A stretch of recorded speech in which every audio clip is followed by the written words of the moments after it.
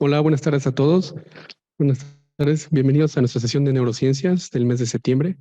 El día de hoy el tema es enfermedad de Meniere, neurectomía vestibular para su tratamiento. Nuestro ponente es el doctor Javier Mancilla Mejía. Él es otorrinolaringólogo, neurotólogo y cirujano de base de cráneo. Doctor, bienvenido. Muchas gracias, doctor Agustín Dorantes, mi amigo y compañero. Gracias por reunirnos en este equipo de neurociencias. Y pues hoy vamos a compartir un poco de lo que hacemos en cuanto a enfermedad de Meniere. Bueno, la enfermedad de Meniere es un diagnóstico por lo que los envía a veces a neurocirugía, a neurología, a neurocirugía, cuando aquel paciente con vértigo que ya ha pasado a veces por muchos otorrinos o que ha pasado ya por muchos médicos generales, ¿sí? Son pacientes que a menudo tienen una sintomatología vertiginosa incapacitante. El síndrome se engloba, bueno, fue escrito hace un poco más de 2 siglos por Prosper Meniere, y el síndrome en sí engloba vértigo, hipoacusia, tinnitus y plenitud aural, ¿sí? El vértigo es un vértigo de tipo incapacitante con una reacción vagal muy intensa, ¿sí? La hipoacusia, como lo describen los pacientes y como está descrito en la literatura, a veces oyen bien, a veces les cuesta trabajo discriminar las palabras o de plano no oyen, ¿sí?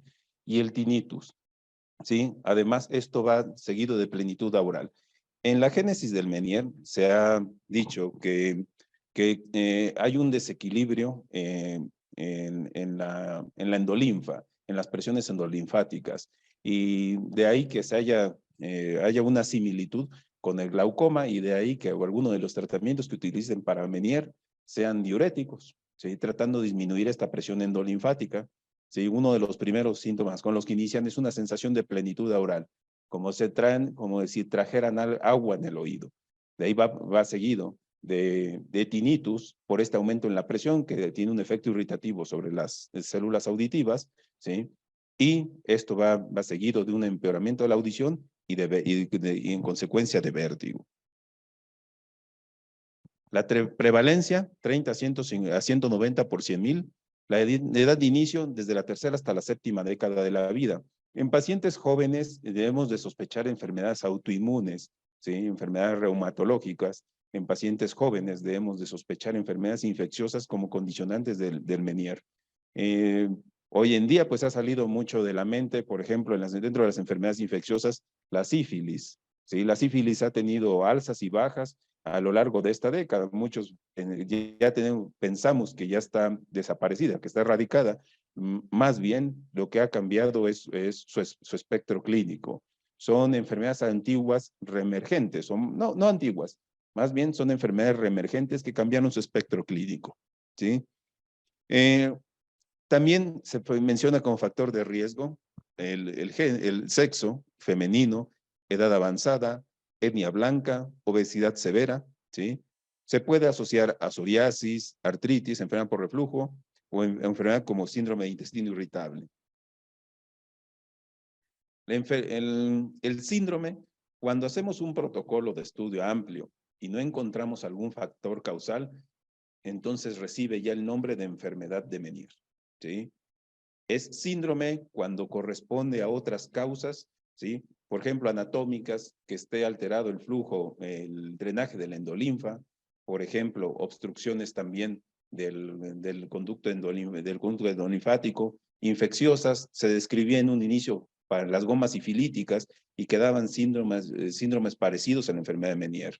Autoinmunes, que van alterando la presión endolinfática en el oído interno, traumáticas, que tienen que ver con estas concusiones laberínticas, estas lesiones al laberinto, que van seguidas de una alteración en la eliminación del endolinfa. Y por supuesto, algo que nos interesa mucho son las tumorales. Todo paciente que tenga una enfermedad un síndrome de Meniere, todo paciente con síndrome de Meniere, no se le debe disculpar una resonancia magnética, porque entre el 10 al 20% de estos pacientes van a tener un tumor del ángulo pontocerebeloso.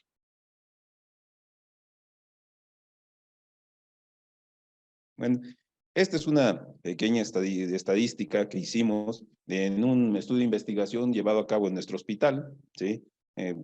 Trabajo en la institución pública en el Centro Médico Naval e hicimos este trabajo de investigación en pacientes que llegaban con enfermedad como vértigo, mareo al servicio de urgencias.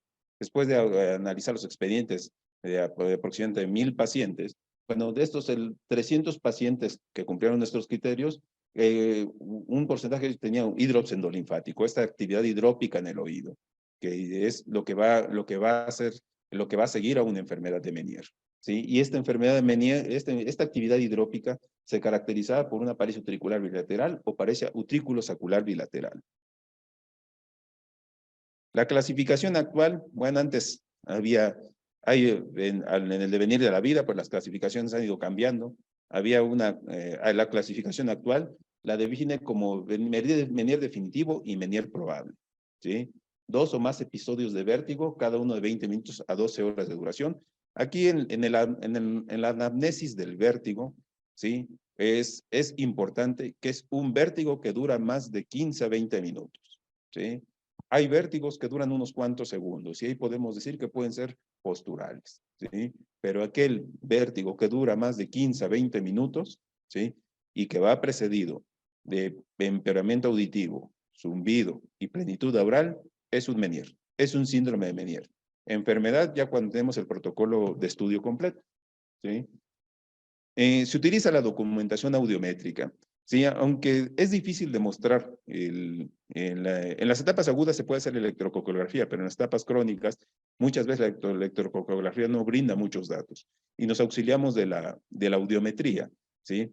Aunque en 2 clasificaciones anteriores, por alguna razón y que duró mucho tiempo, dividían al Menier en Menier coclear y Menier vestibular. Sí hemos tenido pacientes que solamente les fluctúa la audición y hemos tenido pacientes solamente que tienen crisis de vértigo con audición normal, ¿sí? Entonces, alguna razón debieron tener para haberlo dividido de esta manera, ¿sí?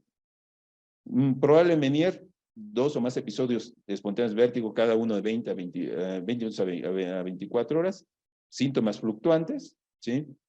La audición o el tinnitus. Aquí es importante que también hacer esta anamnesis sobre el tinnitus o acúfeno, ¿sí? Generalmente cuando ya precede una crisis, el tinnitus, y se empieza estos incrementos en el zumbido, ¿sí? Hay pacientes que ya por el daño auditivo tienen un acúfeno permanente, ¿sí? Pero cuando van a iniciar con una crisis, este acúfeno empieza a incrementarse. Asimismo, con la plenitud aural. La plenitud aural, ¿sí? De esto, los pacientes lo sienten cuando tienen una audición normal, pero ya cuando tienen una hipoacusia, a veces no lo sienten. Y el único síntoma que a veces llegan a referir es que el zumbido les está aumentando, ¿sí? En este momento podemos tener una crisis en evolución. Los estudios electrodiagnósticos, la electrocoreografía. Un inconveniente de la electrocoreografía es que tiene que ser en la etapa aguda y es muy dolorosa porque se tiene que perforar la membrana timpánica para colocar los electrodos, ¿sí? Digamos que es sensible, pero no es práctica. En la práctica diaria, pues no, es muy complejo hacerlo. Además, que bueno, el equipo para el tratamiento del Menier, aquí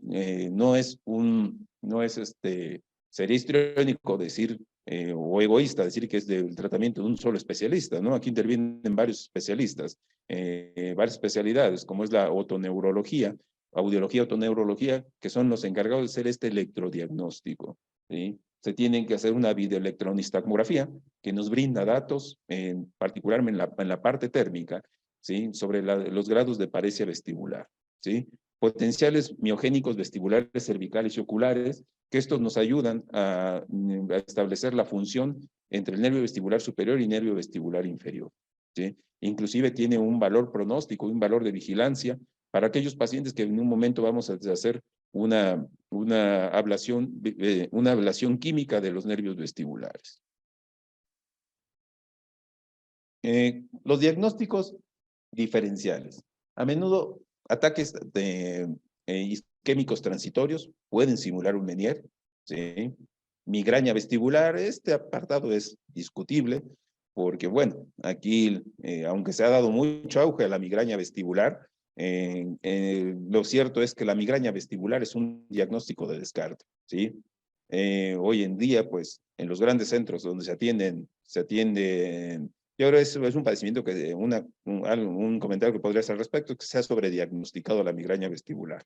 Lo que hoy en día nos ocupa más es vértigo postural, Menier y neuronitis vestibular, ¿sí? Paroxismias vestibulares, vestibulopatías recurrentes o algún otro trastorno vestibular.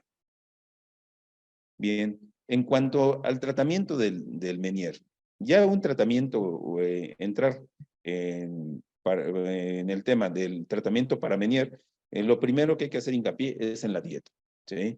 La dieta debe ser hiposódica, aunque la guía dice que se debe evitar el sodio, en la práctica esto no es concebible, ¿no? Porque la mayoría de los alimentos que consumimos a diario tienen algún grado de sodio, ¿no? Entonces es imposible cumplir estrictamente una dieta hiposódica, lo mismo que una dieta libre de azúcar. Se debe disminuir y es lo que recomendamos. ¿Qué sí se debe de hacer? Eliminar cafeína. La cafeína, pues, tiene esa actividad estimulante sobre la endolinfa y empieza una sobreproducción. El paciente que consume café y que tiene Menier, se sabe con una enfermedad de Menier, lo paga caro, ¿sí? Cafeína, teofilina, ¿sí? Algunos pacientes, bueno, aquí en México somos muy dados a tomar alguna bebida estimulante, ¿sí? Llámese té, café, chocolate, alcohol, ¿sí? Entonces, este tipo de bebidas estimulantes tienen su efecto sobre la endolinfa, ¿sí? Cafeína, teofilina, y en el té la teína, ¿no? Teína, teofilina, en el chocolate la teobromina, que tiene este efecto estimulante sobre el oído interno y van a acelerar la producción de endolinfa y condicionar estas crisis hidrópicas. La nicotina, pues porque tiene este efecto de obstrucción sobre los vasos de la endolinfa, ¿no? Y el alcohol. Bueno, el alcohol, el comentario que tenemos al respecto es que es una molécula más ligera que el agua. Entonces, y de hecho no necesita ningún transportador activo. Pasa de manera pasiva a través de la membrana, de las membranas, y por eso lleva a ser un efecto a través de este efecto osmótico, ¿sí? Llega a condicionar crisis hidrópicas. En las crisis de Menier, ¿qué hacemos? Bueno, generalmente en un paciente que debuta o que se sabe que con una crisis, debemos abortar la crisis, ¿sí? ¿Cómo las podemos abortar? Sinaricina es un bloqueador de los canales de calcio, ¿sí? Que es de los más utilizados, de los que más utiliza un servidor, porque es de los que más estudios hay al respecto, ¿sí? Bueno, aquí hay algunas escuelas que prefieren el CERC, particularmente yo no tengo, en la experiencia que tenemos es que nosotros no nos es de utilidad, ¿sí? No nos ayuda en las crisis, ¿no? ¿Qué sí ayuda? Ayuda un esquema de cortisona, ¿sí? El difenidol para las agudas, ¿sí? E inclusive utilizar el alprazolam, ¿sí? Cuando tenemos un paciente con crisis, nos ayuda muchísimo la infiltración intratimpánica. ¿Por qué? Porque el efecto de la cortisona sobre las células oscuras nos ayuda a mejorar ese transporte de este mecanismo de vaciamiento endolinfático, ¿sí? ¿Qué ventaja tiene la inyección intratimpánica? La ventaja que tiene es que se alcanzan concentraciones más altas, ¿sí? que la vía oral, que por la vía oral. ¿Por qué? Porque evita el paso de liga, ¿no? Como todos sabemos, ¿sí? Tiene su difusión a través del ligamento de la ventana oval y de la ventana redonda principalmente, ¿sí? Entonces, ¿cuál es el esquema que nosotros utilizamos? Son 5 aplicaciones, una aplicación diaria por 5 días. Aunque hay escuelas que aquí han hecho uso de la metilprednisolona, perdón, de la hidrocortisona o de la dexametasona, el comentario que tenemos al respecto es que la hidrocortisona pues forma depósitos de sales y puede llevar una hipoacusia conductiva, ¿sí? Asimismo, los pacientes refieren que les arde mucho. La dexametasona arde, pero la hidrocortisona arde más, ¿sí?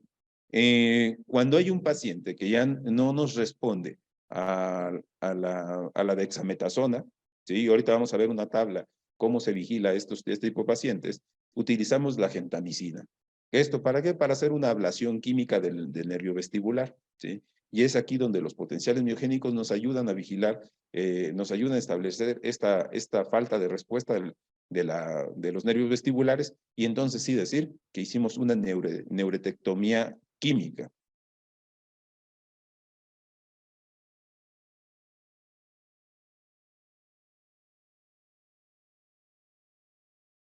Aquí hacemos la aplicación. Instilamos dexametasona. Previo a esto utilizamos anestesia local, ¿sí? Para tratar de hacer un procedimiento lo menos doloroso posible para el paciente, porque es un procedimiento que sí molesta, ¿no?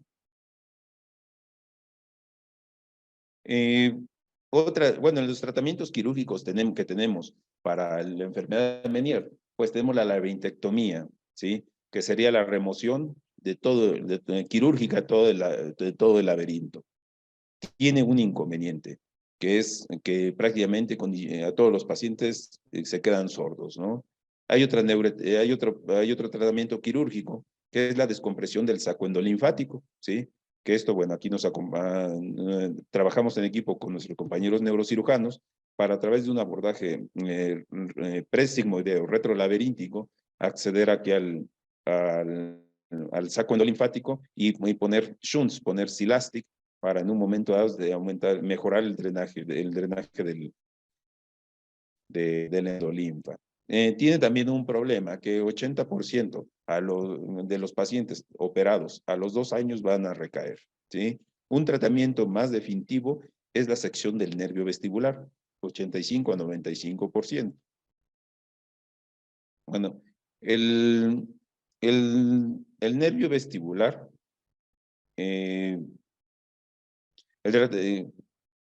permítanme. El protocolo para establecer un paciente que va a ser candidato a una neuretectomía vestibular, el que seguimos el que un servidor tiene experiencia es este, ¿sí? Nunca ofrecemos una sección del nervio vestibular a un paciente de nuevo, ¿sí? ¿Por qué? Porque no sabemos si este paciente va a responder, lo principal, a dieta, ¿sí? Si notan, esta es la escalada terapéutica en un paciente con Meniere. Lo principal es la dieta, evitar el alcohol, evitar cafeína, evitar chocolate, todos esos alimentos estimulantes y estos alimentos osmóticos, ¿no? Y en la crisis damos un tratamiento de cortisona oral, ¿sí? En esquema de reducción, con lo cual logramos un 80% del control. Aunado a esto, podemos inclusive hacer las infiltraciones intraticánicas con dexametasona, con lo cual podemos aumentar hasta un 90% del control del vértigo. La ventaja que tiene, 0% de pérdida auditiva. Cuando un paciente no nos responde, ¿y a qué le llamamos cuando un paciente no nos responde? ¿Sí? Bueno, si hay un paciente presente, tiene derecho a presentar hasta 2 crisis de vértigo por año, ¿sí? Si presenta una crisis por año, decimos que es muy buena respuesta al tratamiento. Si hay 2 crisis de vértigo en un año, decimos que es una buena respuesta. Pero si hay 3 o más crisis, es una respuesta regular, y entonces este paciente tiene que avanzar en esta escalada terapéutica. Todos aquellos pacientes que tengan más de 3 o más crisis con el último tratamiento, deben avanzar esta escalada terapéutica, ¿sí? Ya en los tratamientos quirúrgicos pudiera ser discutible cirugía de saco endolinfático, laberintectomía o sección del nervio vestibular, ¿sí? El menos agresivo es la cirugía del saco endolinfático. En menor agresividad podría ser la laberintectomía, ¿sí? Porque no se tiene que acceder al cráneo para hacer este procedimiento. Y bueno, un mejor procedimiento pues, es la neuretectomía. Vamos a presentar un caso. Es una paciente femenina de 47 años con enfermedad de Meniere, multiestudiada, ¿sí? Con recurrencia de la sintomatología vertiginosa, tratada con infiltraciones intratimpánicas, tratada con ablación vestibular con gentamicina. Esta paciente fue mi maestra en el tratamiento del Meniere. Hicimos descompresión de saco endolinfático, ¿sí? Hubo una mejoría de las crisis durante 2 años, sin embargo, recayó.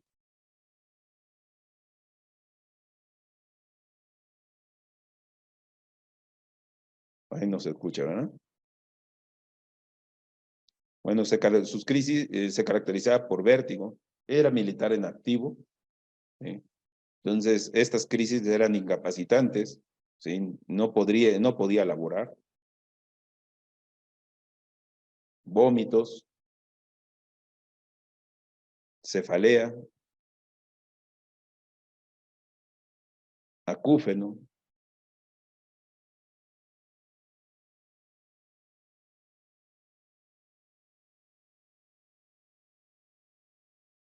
Bueno, y otro problema social al que se enfrentan los pacientes es que la gente no les cree, empezando inclusive por el mismo profesional de la salud, ¿no? Que ya llevaba ya inclusive las valoraciones para psiquiatría, ¿sí? Generalmente cuando uno no los encuentra, pues queremos encajonarlos en el DSM, no sé, que vayan 4 o 5, pero ahí ya los queremos mandar a psiquiatría, decimos, esta paciente ya no tiene, ya se está haciendo, ¿no? Ya no está haciendo todo para no trabajar. Entonces son referidos de manera errónea a psiquiatría, ¿sí? Hay una frase que pronuncian mucho los radiólogos, dicen que la mente no ve lo que los ojos no ven lo que la mente no conoce, ¿no? Sí, afortunadamente, pues tenemos ese tipo de experiencia y podemos ir captando a estos pacientes para brindarles otra opción de tratamiento. Bueno, aquí con servicio de neurocirugía base de cráneo, ¿sí? Hicimos un abordaje retrosigmoideo, ¿sí? Al ángulo pontocerebeloso. Este es el complejo 7-8, ¿sí? Este es el poro acústico, el conducto auditivo interno.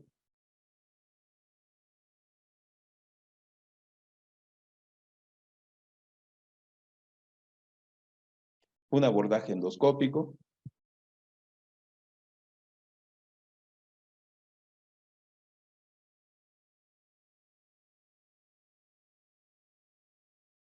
Aquí procedemos a separar el nervio vestibular, ¿sí?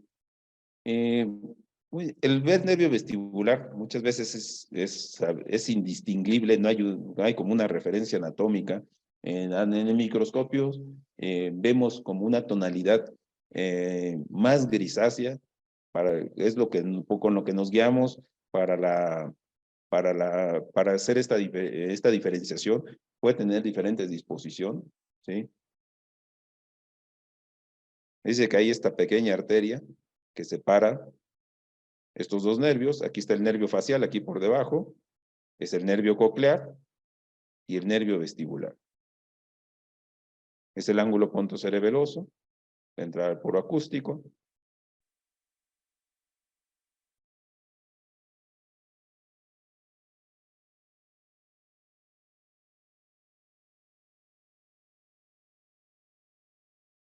También, bueno, la monitorización de los nervios, aunque puede ser de ayuda y la tenemos que solicitar cuando hacemos este tipo de cirugía, pues a veces cuando uno estimula cualquier nervio, pues por transmisión, pues nos va a dar sobre todo al facial, ¿no?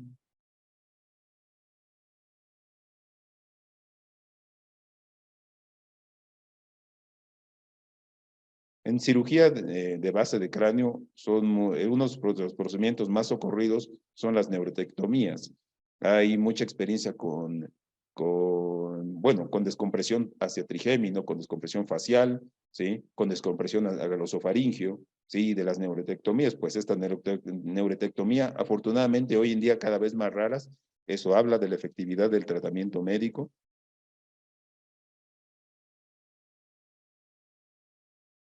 Eh, Bueno, aquí hay un lema de los equipos EOD, que son equipos de desactivación de bombas, y hice el comparativo con este tipo de cirugía. Uno no se puede equivocar de cablecito porque explota la bomba, ¿no? Su lema es éxito inicial o fracaso total.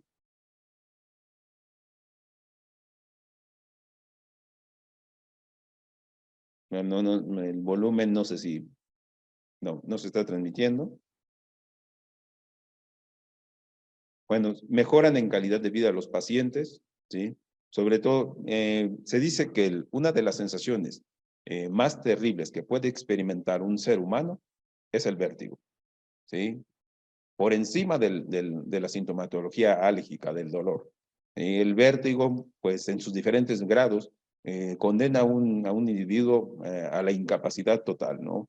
Desde estar en su cama, no poder salir, no poder valerse por sí mismo, ¿sí? Es de las sensaciones más incapacitantes que existen para un ser humano, ¿sí? O para un ser vivo, ¿sí? Eso es uno de los órganos sensoriales más antiguos, ¿sí? Sí, lo primero que hizo, o una de las primeras cosas que hizo la primera molécula de vida sobre la Tierra fue ubicarse, tener esa capacidad de orientación que tenía arriba, que tenía abajo, que tenía a los lados, ¿sí? Y esto lo lleva a que tenga muchas conexiones para bien y muchas conexiones para mal, ¿sí? Muchas conexiones para bien, bueno, puede ser susceptible de la rehabilitación, ¿sí? Muchas conexiones para mal, porque todo lo que se les venga en este momento a la mente tiene como síntoma pivote mareo o vértigo, ¿sí? Si les falta dinero, se marean. Si desayunaron de más, se marean. Si desayunaron de menos, se marean. Si les pisan el dedo chiquito, se marean. Todo lo que ve tiene como síntoma pivote esto. Y estas es las múltiples conexiones que tiene esta área. Bueno, algo importantísimo en lo que son, en este tipo de procedimientos, ¿sí? Es un trabajo en conjunto. Hoy la medicina en el mundo, la medicina exitosa es medicina multiespecialidad, ¿sí?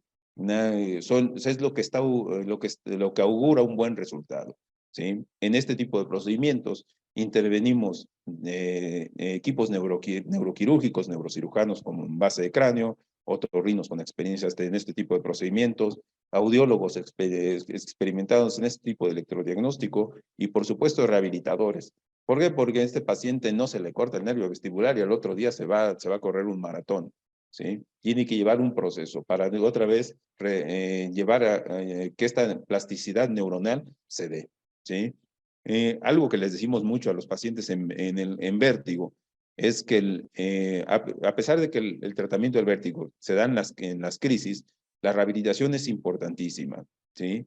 Y una prueba de la rehabilitación, del efecto de la rehabilitación, yo digo que las mejores rehabilitadoras del mundo son nuestras mamás, ¿sí?